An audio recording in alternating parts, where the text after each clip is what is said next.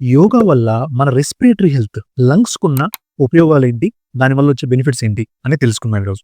యోగా చేయటం వల్ల, అందులో ప్రాణాయామం అనే ప్రక్రియ చేయటం వల్ల మీ లంగ్ కెపాసిటీ ఇంప్రూవ్ అవుతుంది. అండ్ బ్రీతింగ్ ఎఫిషియన్సీ కూడా పెరుగుతుంది. ఈ 2 టర్మ్స్ కూడా సైంటిఫికల్లీ ప్రూవెన్. అంటే ఎవిడెన్స్ జనరేట్ అయింది. లిటరేచర్ ఎవిడెన్స్ జనరేట్ అయిన తర్వాతనే మనం మాట్లాడతాం.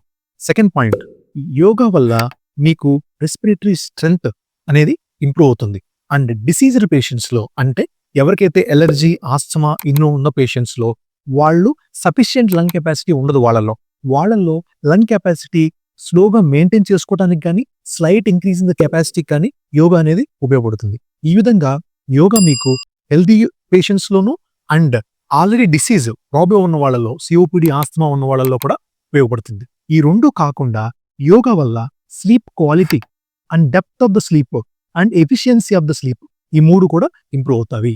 ఇవి యోగా వల్ల మనకి రెస్పిరేటరీ హెల్త్ మీద, స్లీప్‌కున్నటువంటి బెనిఫిట్స్ అండి.